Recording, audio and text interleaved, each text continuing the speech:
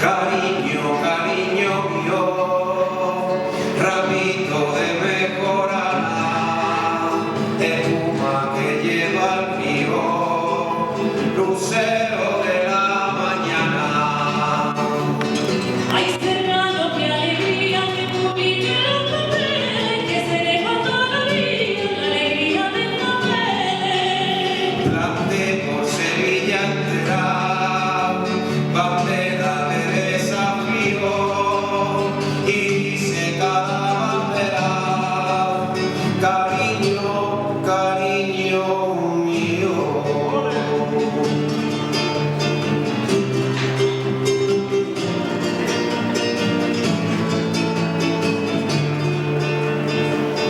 Yo no sé por qué razones desde que te conocí, en el fondo de mi alma un rosal floreció.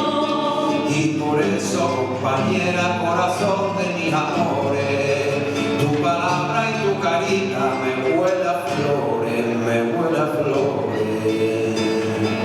De tu promesa estoy cautiva y he de quererte pa' mientras viva. A tu persona que es mi tesoro, tengo una lámpara de plata y oro.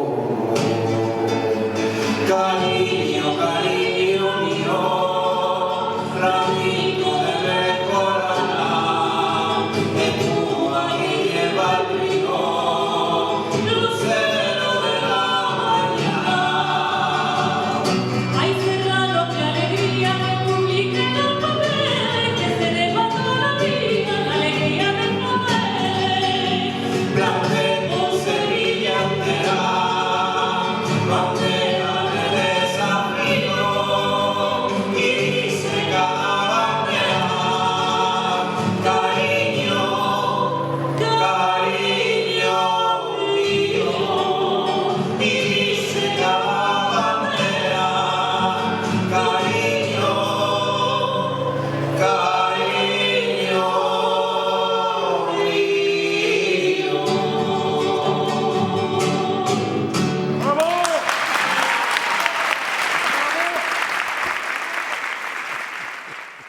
Buenos días. Empezamos este acto agradeciendo a don Antonio López su presencia aquí.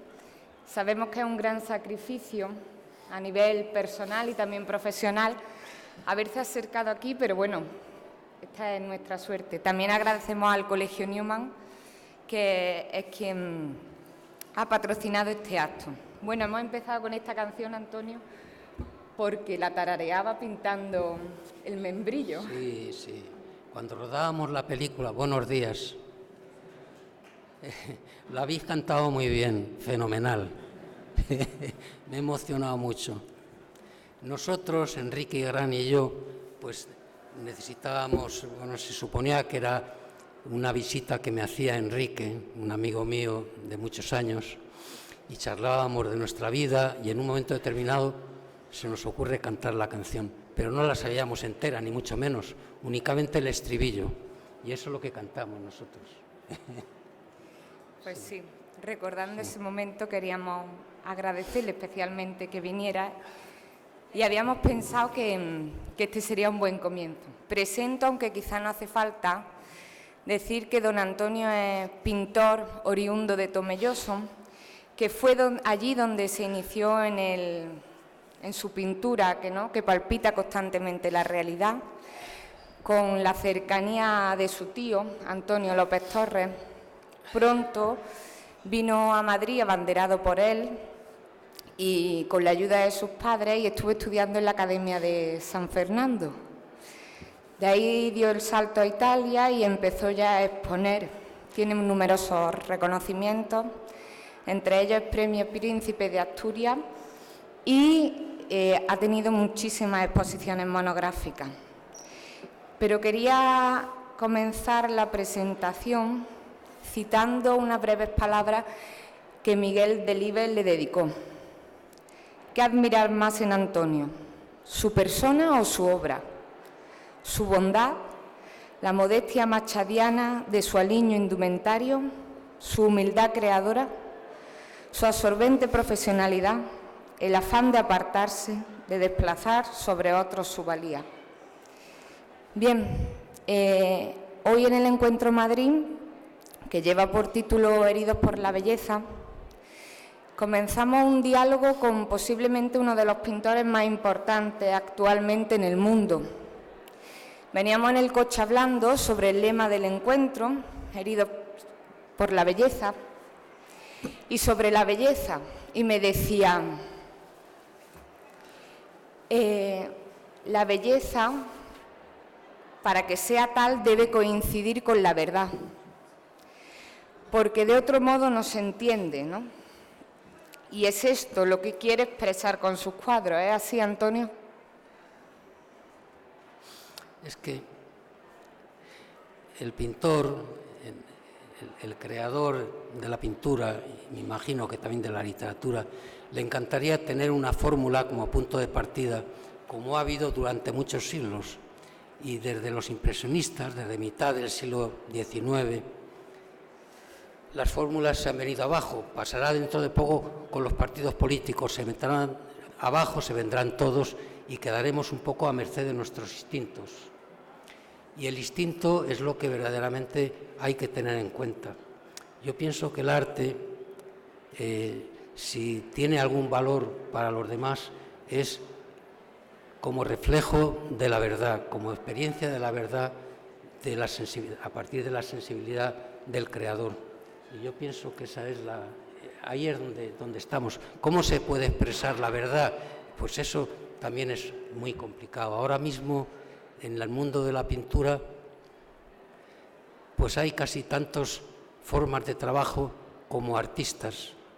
Se supone que el mérito mayor está en ser uno mismo. ¿Cómo se es uno mismo? Pues centrándote en tu visión y prestando atención a dónde te lleva para expresarla, pues tu instinto de la pintura. Digo que en ese instinto en el que usted pretende reflejar la verdad, siempre parte del mundo, ¿no? Su inspirador siempre ha sido la realidad, es algo que aprendió en Tomelloso con su tío y continúa.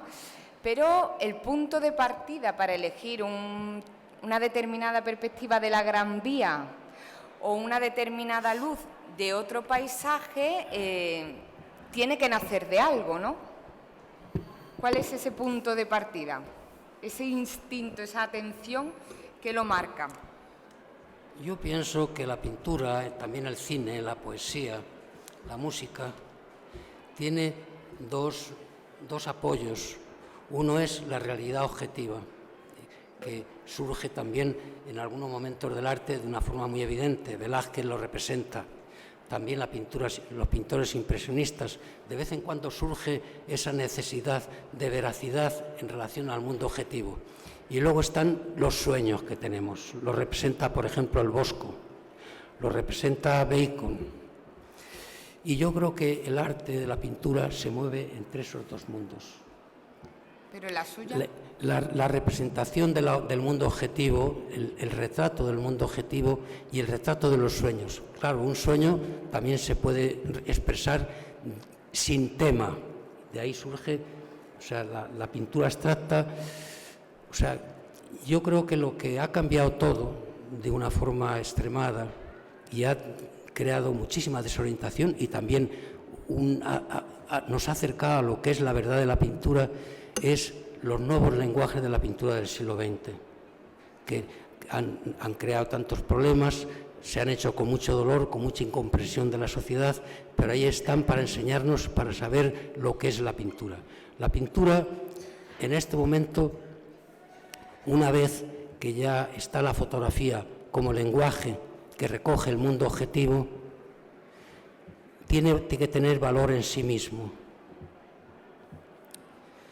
Antes de que existiera la fotografía, la pintura tenía un gran valor como testimonio. El Papa Inocencio de Velázquez, el matrimonio Arnolfini de los hermanos Van Eyck, las pinturas de Altamira de los ciervos, todo eso las pinturas de Goya o los grabados de Goya sobre la guerra, todo eso el hombre era como el que dejaba a los demás, a los contemporáneos y a los que venían detrás, cómo había sido la vida en su época, cómo la había visto él. La fotografía nos ha quitado ese trabajo. Entonces ya la pintura se queda sin ese apoyo, la pintura figurativa. Y de ahí vienen muchísimos malentendidos en relación a la figuración, que es donde yo me muevo.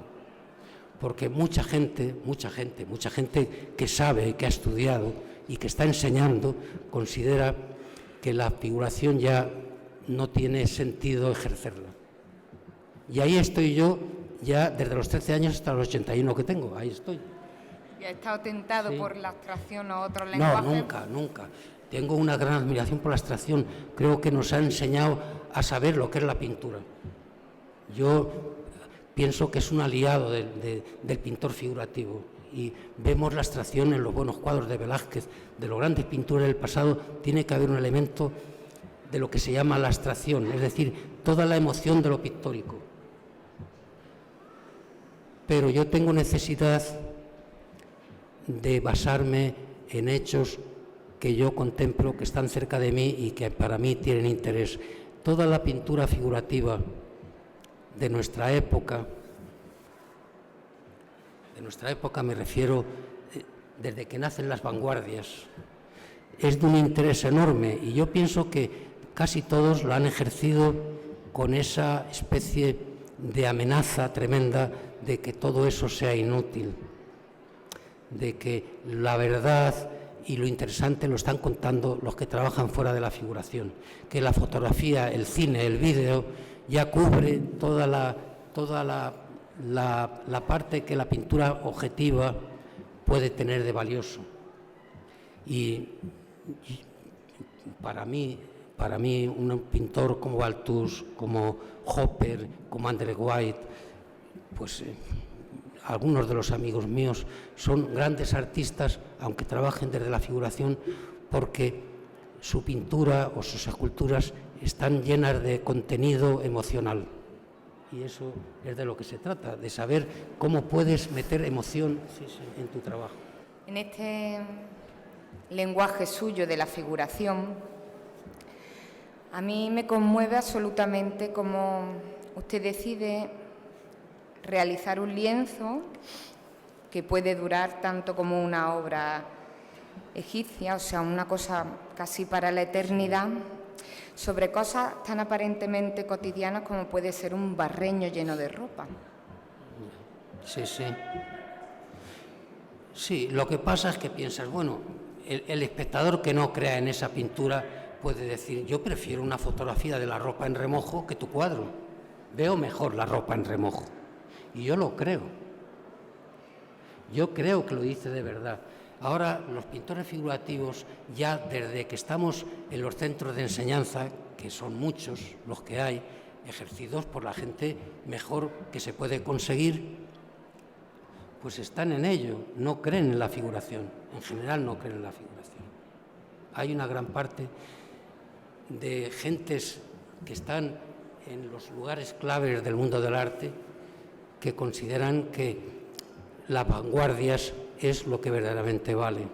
Ahora, pues es todo lo que tiene que ver con la fotografía, con el vídeo, con la manipulación de la fotografía y con toda la cantidad de juegos que puede haber posibles en el mundo de la pintura. Ya el hecho de pintar ya es sospechoso, de coger un lienzo, clavarlo a un bastidor y comprar óleo y extenderlo sobre el lienzo ya es algo que queda un poco anticuado. Imagínate pintar una escena real.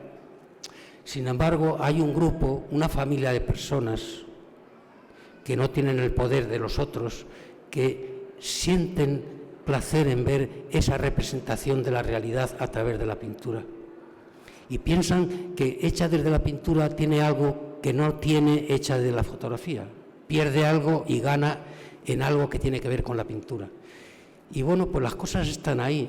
Es una profesión muy maravillosa si te gusta y si te dan apoyo la sociedad, y llena de frustraciones si no tienes esos apoyos, porque es un mundo de confusión como es la propia vida en este momento. Yo pienso que el arte ahora mismo está como la vida, que no sabes qué es lo que está pasando. Piensas, bueno, no hay políticos mejores que los que hay. No es posible eso. Tiene que haber gente mejor. ¿Por qué no están? Pues no están. Se ha creado un mecanismo que no permite que accedan al poder. A lo mejor ellos tampoco quieren estar en el poder. Bueno, total, en el mundo del arte, que es un mundo fascinante, maravilloso, yo sigo pintando con muchísima ilusión y llena mi vida no solamente mi trabajo, sino la contemplación de lo que hacen los demás. A mí me parece el mejor de los mundos, y ahí está la mejor de las personas, en el mundo del arte. En el mundo del arte, en el mundo de la medicina, en el mundo que apoya, que da un estímulo a la vida de los demás. Ese es el mejor de los mundos. Ahí está la mejor gente de todas. ¿Cree usted entonces que el mundo del arte, de la belleza, puede de alguna manera hacer que la sociedad se una y que con una creatividad absoluta caminemos hacia un mundo? No lo creo. Yo no lo creo. Mira, el peso de la gente mediocre, de la gente ignorante, de la gente con malas intenciones, de la gente aprovechada, es tan grande, te sitúes donde te sitúes, que yo pienso que nos van a arrastrar hasta el precipicio. Y yo pienso que únicamente si las cosas se ponen difíciles, si la humanidad aumenta, si la vida ya empieza, las dificultades a atentar contra la tranquilidad de los poderosos y de los ricos, del dinero, es cuando van a pensar a ver qué se puede hacer para mejorarnos. Cuando los que están mandando todo y tienen el poder se sientan todavía liberados de las dificultades. Sin embargo, pero por las buenas, yo, si a estas alturas todavía estamos así, mira, podíamos vivir maravillosamente. La ciencia médica nos ha resuelto la vida, ha permitido que el hombre llegue hasta mi edad bien. Eso es una cosa fantástica. Y sin embargo, los niños no pueden jugar en las calles, los viejos no se sabe qué hacer con ellos. Es un desastre. Es un desastre, en cierto modo es un desastre que se podía mejorar muy fácilmente si hubiera mayor justicia, pero no la hay. Al lado de todas esas dificultades, el problema de la pintura, que es equivalente, no es nada. No tiene absolutamente ninguna importancia. Sin embargo, cuando usted pinta, siempre ha dicho que no es solamente por el gusto de pintar, sino para que su pintura sea útil en la sociedad. Sí. Y esa utilidad entiendo yo que tiene que ver con esto. Yo pienso que la utilidad, tú puedes ser útil a los demás barriendo la calle también. O sea, la utilidad está en tu voluntad. Y yo pienso que eres pintor porque te gusta la pintura. A mí me gusta mucho pintar. Me gusta mucho todo lo que tiene que ver con la pintura. Yo ahora tengo que preparar unos lienzos. Toda la tarea de la pintura, desde sus comienzos hasta que pones el pincel en el lienzo, desde que comienzas a gestar la pintura, se gesta aquí en la cabeza, hasta que la exteriorizas y aparece en la pintura, todo eso a mí me parece un mundo maravilloso. Pero para mí es un estímulo, por eso es tan importante tener un apoyo, porque piensas que no es inútil todo ese esfuerzo, que no lo haces solamente para complacerte a ti y tener un tiempo amablemente ocupado en algo que te gusta, sino porque tiene utilidad para los demás. Yo creo que la utilidad de tu trabajo para los demás, en el médico, en el ama de casa, en el pintor, es que es básico. A mí me parece básico. Ha hecho referencia... Y no engañarles, porque la gente sabe poco y a la gente se la engaña facilísimamente. En el mundo del arte, desde luego, es muy fácil de engañar. Desde la enseñanza hasta la creación. Ha hecho referencia antes a la preparación del bastidor, sí, la pintura del óleo. La preparación del soporte, sí. Yo o pinto sobre lienzo o pinto sobre tabla. Cualquiera de las dos cosas la tienes que preparar o te la prepara alguien. En la película El sol de membrillo, de Víctor Erice, me conmueve absolutamente el amor al trabajo que tiene, ¿no? El amor al trabajo bien hecho, cómo cuida cada cosa, ¿no? No solamente cuando aplica el color o trabaja la sombra, sino ese punto preparatorio. Ahí un poco se desvela que es una persona perfeccionista. Y le pregunto, Sí. ¿el riesgo a veces del perfeccionismo puede coincidir con nunca dar nada por acabado, estar satisfecho con el trabajo? ¿Esto es así? Eso es poniéndote en lo peor. Pero no hay que ponerse en lo peor. Yo pienso que una señora que está guisando tiene que limpiar bien las espinacas y ver si hay chinas dentro de los garbanzos o dentro de las lentejas. En mi época se limpiaban. Todo ese aseo a mí me parece bueno para todo. Para todo. Y dentro de la pintura yo pienso en Mondrian. Yo he visto pinturas últimas de Mondrian sin acabar. Hay que ver con qué atención trabajaba esas líneas. El que conoce a Mondrian, pues son un lienzo con un color de fondo muy sencillo, que puede ser blanco generalmente, y luego después unas rayas verticales, horizontales, de diferentes colores que se atraviesan, de diferente grosor, de diferente tono. Pues él colocaba unas guías, en los cuadros sin acabar aparecía, unas guías de cinta de carrocero o algo parecido, que estaban ya despegadas por el tiempo, para que pudiera empastar la línea azul o la línea roja o la línea amarillo sin que se saliera del borde, sin desviarse. Después la quitaba y aparecía la línea, pero a veces corregía la línea y la trasladaba. Estaba constantemente moviendo todo hasta que armonizaban todas esas formas. Al que conoce la pintura de Palazuelo, por citar nombres que yo conozco, que yo he visto, Palazuelo empezaba más o menos con una idea, con un tamaño. Iba rectificando las formas, sobre todo en su época de plenitud, si te fijas y miras de cerca esa pintura, aparecen todas las correcciones, hasta que las formas él sintió que estaban ya en el sitio que debían de estar. ¿Qué diferencia hay de eso a cómo yo trabajo? ¿Pero deja usted entrever en algunas de sus obras el proceso creativo? Por ejemplo, en la obra de Madrid de Torres Blancas se desvelan algunas fechas. Sí, bueno, claro. ¿Es intencionado dejar esa huella del proceso creativo en el lienzo? Sí, claro, sí. Yo me imagino que por ejemplo, Velázquez corrigió mucho. Es de los pintores que corrigió. En esa época yo pienso que había pintores ya que empezaban a corregir, que no dibujaban y rellenaban siendo fiel al dibujo previo, sino que sobre la marcha veían la posibilidad de una corrección de un trapo o de la posición de un caballo o de un pie de una persona. Con el tiempo la pintura de Velázquez se ha adelgazado y aparecen sus correcciones. Eso es maravilloso. Eso es maravilloso. Velázquez corregía, veía que si el rey se espatarraba más, se asentaba mejor en el suelo, o si juntaba los pies, quedaba más fino. Siempre está moviendo las formas. El arrepentimiento. Sí, los arrepentimientos.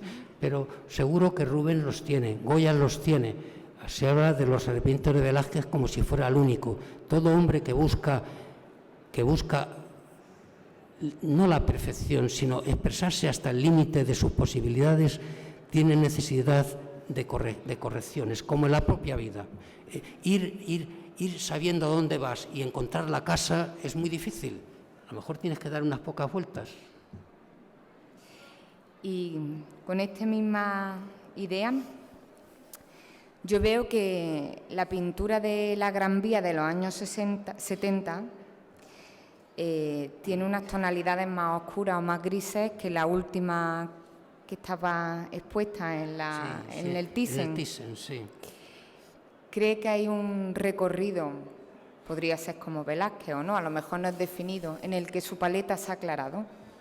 Pues mira, tú cuando ves el rostro, ¿qué rostro tenía yo cuando pinté la primera? Pues fue en el año 74, 75, 76, pues yo tenía 40 años, la segunda tenía 70 pasados, pues el rostro no es el mismo, la pintura no es la misma tampoco. Yo creo que todo tu ser se refleja en tu trabajo, en tus andares, en tu letra, en todo lo que haces, en todo lo que piensas. No cambia, la persona no cambia, pero cambia aspectos de la persona y su modo de manifestarse. Entonces no son cambios voluntarios, son cambios involuntarios. Yo creo que la primera Gran Vía, que está hecha a finales de los 70, vivía Franco todavía cuando la comencé, a la que estoy haciendo ahora, que han pasado pues 40 años a lo mejor, pues yo he cambiado en muchas cosas, más que la propia Gran Vía. La Gran Vía no ha cambiado, pero he cambiado yo.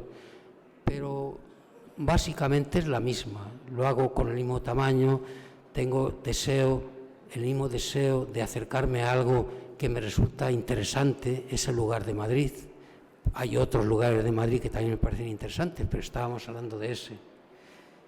Y yo creo que veo peor ahora que antes, las gafas no bastan para tener la vista tan extraordinariamente aguda que tenía en ese momento. Todo sabes más, pero funcionas peor como máquina. Entonces ahí empiezan a pasar cosas que afectan a la pintura. Pero podría oscurecerse, sin embargo se ha aclarado, ¿no? Bueno, pero yo he ido de la luz a la sombra, de la sombra a la luz, de la luz a la sombra, como en la propia vida. Hay temporadas de luz y temporadas de sombra. Yo no he ido de la sombra a la luz, porque en el año 53, mucho antes de la Gran Vía, hice un retrato de mi pueblo de Tomelloso en las vacaciones, cuando estudiaba Bellas Artes, desde la terraza de mi casa, llena de luz. Era pleno verano, era julio, era agosto, y allí está el sol, me parecía muy interesante y lo pinté así. Es decir, que no he ido como Velázquez, sombrío en Sevilla en su juventud y luminoso en Madrid en su madurez. Eso es una cosa muy curiosa que le pasa a Velázquez. Pero no es así. Goya pasa de la luz a la sombra intermitentemente, por ejemplo. Y en mi caso ha sido así. Yo ahora veo el mundo. Yo me relaciono con el mundo mejor ahora que de joven. Pero yo pienso que el organismo que es sabio te sitúa de tal manera que puedas aprovechar tu potencial mejor, porque tú ya no puedes, cuando tienes juventud puedes hacer muchas tonterías, puedes cometer muchos errores. Ya de mayor los errores se pagan muy caros, no puedes, tienes menos tiempo para rectificar. Y yo ahora sé plantear el trabajo mejor que en la juventud, pero trabajo peor que en la juventud. Bueno, no sé yo. Sí. Lo que sí nos ha contado antes es que en la juventud trabajaba siempre con música. Sí, y ahora prefiere el silencio. Cuando estaba en el estudio, si estaba pintando en la terraza de Tomelloso o si estaba pintando ya cuando hice El sol del membrillo, donde canto la canción de Cariño mío, ramito de mejorana, pues con un alargador, yo pintaba en el jardín, estaba todo el día allí en el jardín, pues ponía una radio portátil que tenía para oír música o oír conversaciones, o sea, para distraerme un poco. Yo ahora, todo lo que sean distracciones de ese tipo, noto que me interfieren mucho, me quitan concentración. Yo pienso que tengo físicamente menos potencia que de joven. Yo pintaba la Gran Vía entre los coches y yo no me enteraba de que estaban los coches allí.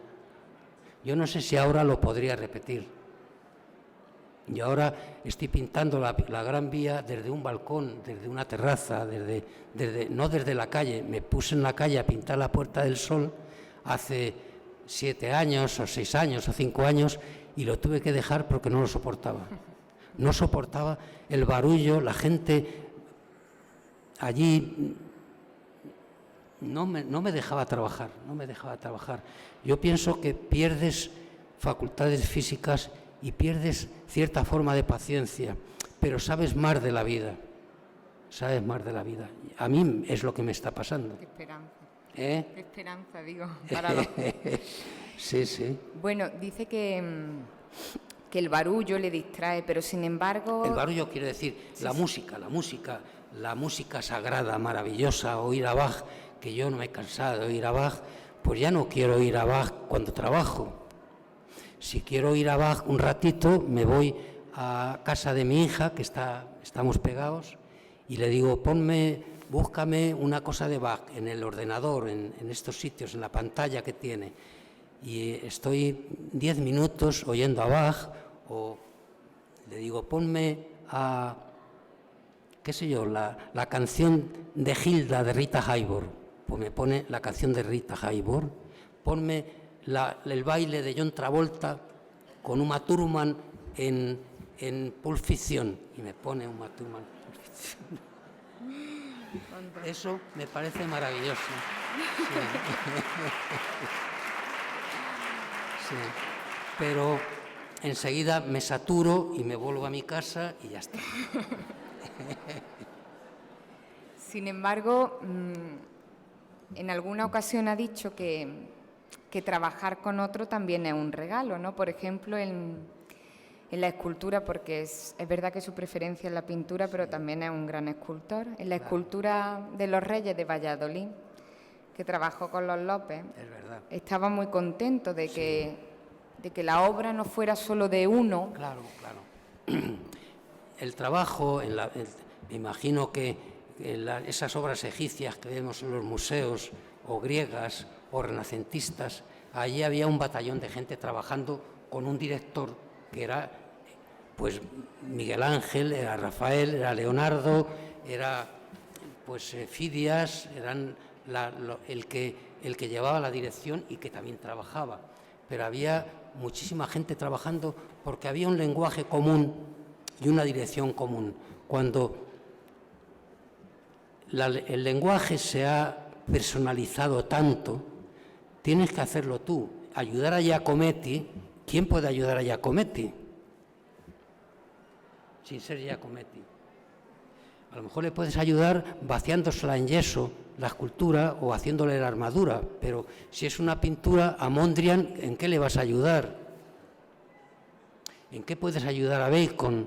Tú ves el arte contemporáneo, a lo mejor ahora mismo hay un arte contemporáneo en donde cabe la posibilidad de ser ayudado, porque es un lenguaje en donde intervienen muchos elementos, es un lenguaje en donde hay muchas mezclas de lenguajes, y yo creo que ahí puede haber un batallón, porque además son obras hechas con mucha rapidez y un hombre solo tardaría mucho. Pero el arte contemporáneo, hay algo que le caracteriza ya desde el impresionismo, es que está hecho de una manera absolutamente individual. Pero la pintura era un equipo de gente siempre. Yo me imagino que en Altamira habría 2 o 3 pintores. Y volver a esa unión con otros pintores en una obra común, según qué pintores y según qué obra, tiene que ser una obra en donde los otros puedan entrar. Es como un coro, es un coro. Tienen que tener todos el mismo esquema musical. A mí me parece, para un trabajo, después de estar años y años trabajando solo en el estudio, me parece un regalo maravilloso. Yo echo de menos el trabajo colectivo, pero va unido a lo que conseguimos. Van Gogh no se le puede ayudar. Van Gogh tiene que ser Van Gogh. Desde dónde pone el caballete hasta cómo da la pincelada. ¿Cómo ayudas a Van Gogh? Es dificilísimo ayudar a Van Gogh. Y el arte contemporáneo tenemos que hacerlo cada uno de nosotros, por lo menos el arte contemporáneo que yo he visto más. Y está bien, está bien.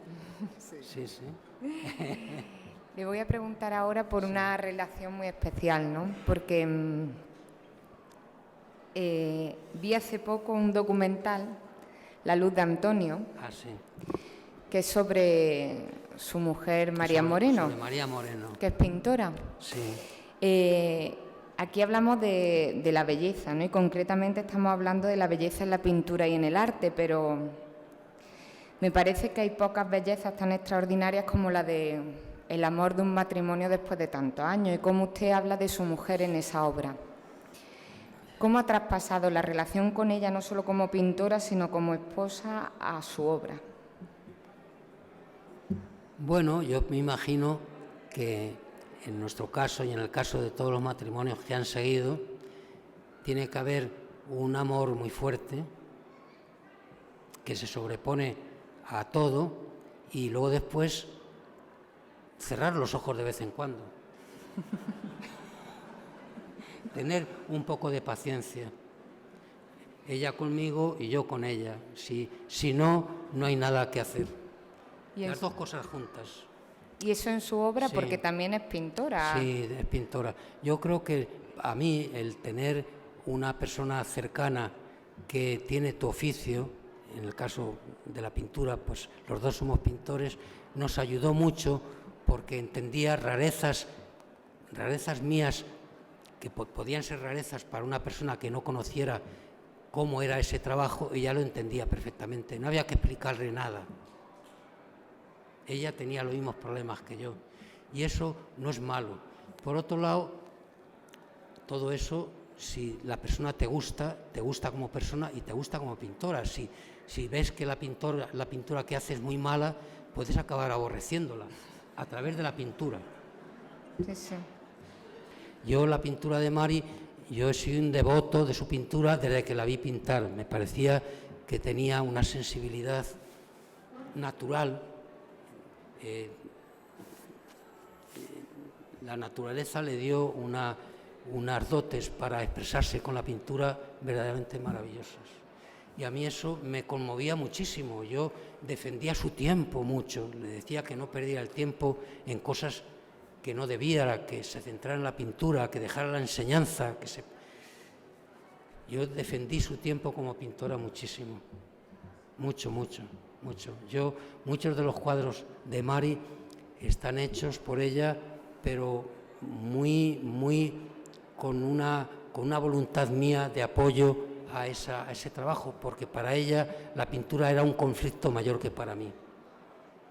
Los conflictos que yo podía tener a la hora de pintar, de conseguir el dibujo, de conseguir las perspectivas, de conseguir la luz, ella eran unos conflictos a veces enormes, porque estaba rodeada de gente muy habilidosa. Yo soy muy habilidoso, más que ella. Mi tío Francisco López, Isabel Quintanilla, y ella se sentía a veces torpe, se sentía, no es que lo fuera, pero se sentía torpe. Y por otro lado era una mujer con mucha generosidad, siempre dispuesta a ayudar a un cuñado, a un hermano, a una hija, a un marido, a sus padres. Siempre estaba dispuesta a posponer la pintura para apoyar algo humano de personas que más o menos le concernían. Y todo eso es muy peligroso. Pero Mari es una pintora maravillosa, y allí en la pintura de Mari, cuando se habla de belleza, sí hay belleza, porque ella la tiene en su alma. Mari tiene un alma bella, y cuando se tiene un alma bella, pues la obra sale bella también. Pero no todo el arte contemporáneo tiene belleza. Hay un arte contemporáneo que expresa conflictos, que expresa dolor, que expresa suciedad y peligro. Y entonces, bueno, ahí no puede haber ese tipo de belleza, tiene que haber otro tipo de belleza nueva. Esa belleza es nueva. Hay que pensar que Caravaggio, ya a finales del siglo XVI, siendo el pintor que era tan impresionante, gustando tanto, había cuadros, encargos de curas, que le fueron rechazados, porque la Virgen tenía una posición determinada, porque enseñaba más de pecho de lo necesario, porque el que estaba arrodillado delante de ella tenía los pies sucios, por tonterías así. Le rechazaban las pinturas. O sea que ya empezaba lo peligroso en el arte. Lo peligroso. Por su absoluto realismo, ¿no?, en Caravaggio. No, porque absoluto realismo no. La vida era mucho más terrible que sus cuadros. Había unas epidemias horrorosas en esa época. La gente, se morían los niños por cualquier cosa. La vida era un peligro terrible. Un cuadro al final no tiene ningún peligro, pero no les gustaba nada ver eso, porque tenían otros pintores que todo lo ponían más dulce, y a la Iglesia ha sido su perdición. Le ha gustado las cosas que no le creaban problemas. Y los problemas hay que afrontarlos. No hay que coger y matar a la persona que los crea, porque si no, no acaban nunca. Exacto, hay que afrontar la Hay vida que afrontarlo, como sí. viene. Claro, bueno, en lo que puedas, en lo que puedas. Cuando vuelve a ver un cuadro que pintó hace muchos años, como por ejemplo ha vuelto a ver el lavabo y el espejo que ha venido de América en la Sí. exposición del Thyssen, ¿qué piensa? Sí, bueno, ese no es de los cuadros que pasó más tiempo sin ver. Hubo uno de esta exposición del Thyssen que tú dices, que no lo veía desde que lo mandé a América recién pintado, pues fue en el año 66, pues hace 50 años no lo veía. Y ¿Se reconcilia con su obra? Tenía miedo de verlo porque pensé va a estar muy sucio, igual no me gusta, en fin, hacer venir un cuadro desde allí, aquí, pues, y una cosa, lo que más miedo me da de una exposición mía es que a mí me decepcione mi trabajo. Eso a mí me asusta mucho.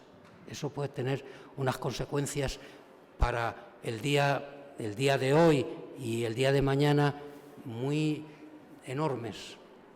Pero me gustó mucho verlo, sí, por 50 años sin verlo. Sí. Ha dicho antes que un cuadro como el de Mari es un cuadro bello, porque ella tiene el alma bella. La obra de Mari tiene mucha belleza en su contenido, sí. Yo digo, todos tenemos la experiencia cuando vemos algo bello, como podría ser la obra de Mari o un atardecer o el rostro de algún hijo. Esto de alguna manera nos provoca un vuelco, ¿no? El corazón se nos dilata, pero también se abre una herida de nostalgia, de qué será, sobre una pregunta última de la vida. A mí me ocurre a menudo. ¿Qué experiencia tiene usted de esto, Antonio? Es un alivio. En medio de tanta mugre y de tanta birria como hay alrededor nuestro, estar delante de algo que tiene un valor interior, un valor exterior también, es un alivio enorme. Para mí no hay ninguna contraindicación de eso. Y el trato con ese tipo de arte, todos los días, casi todos los días, yo veo a Velázquez, veo en libros, en casa, pues arte griego, cosas que me parecen hermosas. Yo trato de relacionarme lo más frecuente posible con todo eso, porque es lo mejor del hombre, es de lo mejor del hombre. Nos permite ser hombres de alguna manera, ¿no? Es de lo mejor del hombre. Sí, el hombre ahí ha puesto durante siglos toda la parte mejor que tiene el hombre, toda la parte que tiene mejor en su alma, la inteligencia, el amor a la vida, todo eso está ahí. ¿Me diría cuál es su pintor más inagotable? El pintor que considera que menos se agota, que mira y vuelve a mirar. Esto es como preguntar. No, claro, hombre. Si es que hay una altura, la más alta de todas, y ya depende de la época. No puede ser lo mismo, pues, un gran talento en la época de Altamira, que tenía unos medios tan modestos, que en la época de Velázquez o en nuestra época. Nuestra época en ese sentido es lo mejor, porque entre otras cosas nos deja libres para hacer exactamente lo que queremos. Y eso casi nunca había ocurrido en una medida tan extensa, tan completa como ahora. Siempre el artista o el arte está secuestrado por la sociedad, a veces por una sociedad infame, y entonces el arte se malograba, otras veces por una sociedad estupenda, una sociedad que también buscaba la luz, y entonces se creaba el Partenón, se creaban las esculturas griegas. Pero ahora podemos hacer lo que queremos, y eso es una oportunidad maravillosa. Es maravilloso, pero me imagino que cada obra nueva que empieza es como una gran batalla, ¿no? Como nos decía antes en el coche, cada día es una gran batalla, ¿no? Pues también la vida, porque yo cada día, cuando me despierto y pienso, bueno, pues ya son pues las 8, son las 8:15, y se me vienen a la cabeza cosas que me abruman, pues tienes que hacer un esfuerzo. Sí. O sea, la vida tiene una parte de mucha dificultad. Estés donde estés colocado, aunque estés sano, incluso aunque tengas dinero, siempre es difícil. Tiene un punto de dificultad. Y el arte, pues tiene un punto de dificultad que a mí me parece muy estimulante, porque son unas dificultades absolutamente ajustadas a tu proyecto como pintor, en el caso de que seas un pintor. No es una dificultad venida del cielo que no contabas con ella. Yo todas las dificultades que tengo cuento con ellas. Las acepto como acepto muchas cosas de mi vida. Y me parece que está muy bien, que es una forma de justicia, porque los pintores teníamos que tener lo bueno de la vida sin lo malo de la vida. Eso no estaría bien.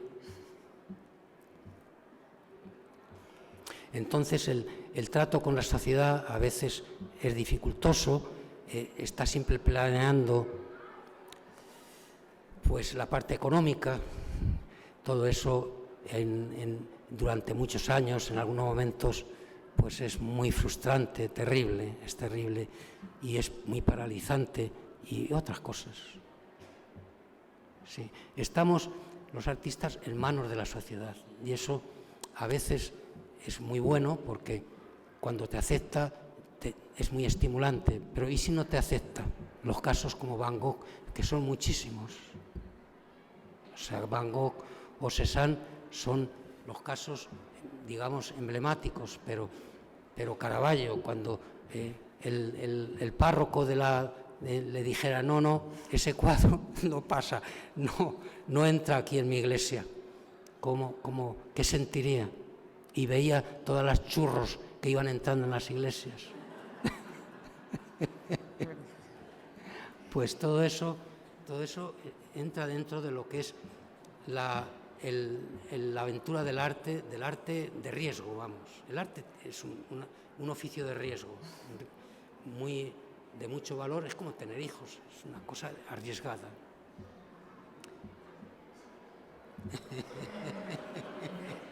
Dejamos preguntas para el público. Muy bien. Si alguien quiere preguntar algo, hoy que tenemos la oportunidad. Bueno, lo primero es muchas gracias por venir. Hace muchos años vi una exposición suya en el Reina Sofía y me quedé maravillado. Sí. O sea que lo primero es expresar mi admiración por su obra, ¿no? Y lo segundo, una cosa, a mí me gusta mucho la pintura. Yo he llegado a dibujar y a pintar, hice una exposición un poco horrible, pero hay una cosa que me ha llamado la atención últimamente, y es que, hablando del tema de la figuración, me parece como que vivimos una época De la figuración. que se ha cansado del arte abstracto. Por ejemplo, hubo una obra que vi también, un pintor que vi también en Reina Sofía, que era Lucian Freud, que Sí, es figurativo, sí. y sin embargo, cada vez es un pintor más admirado y que crea una una escuela en Inglaterra. O sea, Sí. parece que el arte figurativo, con una carga expresiva muy fuerte, vuelve a estar en el punto de la gente que entiende. O sea, parece que nos hemos cansado un poco de tanto arte abstracto que a veces no ha dejado de ser como un experimento. ¿No le parece a usted?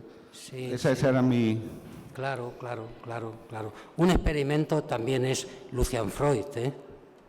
Es que, claro, es una virtud muy importante que no le podemos quitar, no se la podemos quitar a la figuración, si no le quitamos algo muy importante. Sí, pero Sí. Lucian Freud, por ejemplo, Nunca ha habido una figuración como la suya, y sin embargo... nunca la ha habido.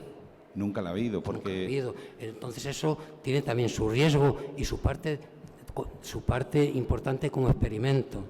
Él ha vivido una aventura difícil, tanto como puede ser Mondrian. Pero entiendo lo que tú dices, No. claro que sí. Es que eso es muy peleagudo contestar, pero resulta que hay unos mandatarios, una gente que lleva un poco los hilos del arte, que ha llegado a una conclusión. La figuración ya no tiene nada que aportar. ¿Qué haces ante eso? ¿Los matas a esa gente? ¿Qué haces? El cine, en fin, que no me gusta mucho hablar de eso, pero si se plantea la fotografía, es como si la figuración únicamente tuviera valor como toda su aportación como documento de la vida. Entonces, como documento de la vida hay otros lenguajes que tienen mucha más eficacia, son más fáciles y más baratos. Entonces, bueno, pues, ¿qué haces ante eso? Y luego después, el arte ha caído en manos de gente que le gusta mucho jugar. Le gusta jugar y gente que le gusta mucho ver jugar. Y las cosas, pues como Lucian Freud, yo pienso que si él hubiera hecho aquí en España, yo pienso que ha vivido en una nación como Inglaterra que no son tan asustadizos como los españoles. Los españoles somos muy asustadizos, estamos todo el tiempo con el rabillo del ojo mirando a ver qué van a pensar los demás. Ese retrato que hizo Lucian Freud de la reina de Inglaterra, que fue a su estudio, hizo un cuadrito así, que la saca fea, y no pasó nada. Nadie se burló, no hubo chacota, ni malicia, ni nada. A mí eso me causa mucha admiración. Esa sociedad que ha hecho posible un pintor como Bacon, que representa la parte más negra del hombre, la parte más catastrófica. Lo han tratado muy bien. No son asustadizos. Aquí somos un poco como la iglesia de los tiempos de Caravaggio, somos muy asustadizos. Entonces, yo pienso que la gente en general prefiere tener una pintura que no le cree problemas. Un cuadro, aunque sea una pintura figurativa que no tenga ese alcance dramático de lo que estamos diciendo, siempre crea más problemas que unas manchas de color bonitas. Y nos hemos encariñado mucho con las manchas de color bonitas, como apoyo a un arte que tiene que funcionar entre nosotros. Luego después hay una sociedad, una parte de sociedad que yo pienso que agradece que hagamos todo esto, pero no son los que mandan. Pienso yo, ni son los que enseñan.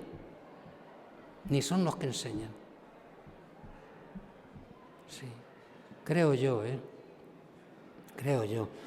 De todas maneras, lo del arte siempre ha sido un problema. Yo pienso que Velázquez, por ejemplo, si no hubiera tenido como protector el hombre más importante del planeta en aquel momento, a Felipe IV, si hubiera caído en una corte donde le hubieran dicho, esas manos tienes que hacerlas un poco más, esa boca no está un poquito así, no hubiera podido surgir Velázquez. Esa libertad que el rey le dio indica una sensibilidad y un respeto al talento de Velázquez que él lo vio que tenía. Y eso le salvó. Pero un pintor como Zurbarán fue un pintor que al final acabó copiando a Murillo porque los encargantes deseaban tener Murillos. Y él resultaba un pintor excesivamente seco y serio. Quiero decir que estamos en manos de los demás y hay que tener paciencia. Y lo importante es tener el suficiente aire para respirar. No necesitas tener una cantidad de aire para un batallón. Sabes que hay espacios que nunca vas a conseguir, nunca vas a exponer en según qué lugares, nunca vas a tener en el despacho de según qué personalidades una pintura tuya, no va a haber. Pero hay gente que, yo lo noto porque vivo de la pintura. Yo vivo de la pintura desde siempre. Yo di clases 5 años y acepté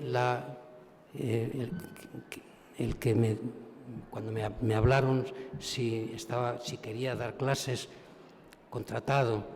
Estuve cada año contratado en la Escuela de Bellas Artes de San Fernando, porque le tenía mucho cariño al centro y porque me parecía una aventura bonita, pero yo ya vivía de la pintura. Yo he tenido muchísima suerte y he encontrado gente que me ha apoyado. Pero yo recuerdo cuando estaba pintando el cuarto de baño, el cuadro que vino de Nueva York, salió y nunca lo quisieron prestar. Es el primer cuarto de baño que pinté, pues llegó una señora que era influyente y me visitó un día y me dijo, sí, ya me ha dicho un pintor amigo de ella y mío que están haciendo una cosa muy interesante, pero ¿esto quién lo va a comprar? Eso me lo dijo esta persona. Y yo he vivido siempre pensando que hacía algo que podía resultar incómodo. Siempre puedes pensar eso. Puedes pensar eso. Y ahora, pues, cuando se ha tratado de... Y yo no quiero culpar a nadie, a lo mejor es que lo que propones no tiene un mayor interés, ¿eh? O sea que a veces tiene razón la Iglesia y no Caravaggio. Pero con un trabajo que yo podía, en fin, se habló de que se podía hacer en el Pilar, en una cúpula, pues los que estaban allí pensaron que era una cosa descabellada hacerla y no se ha hecho, ¿no?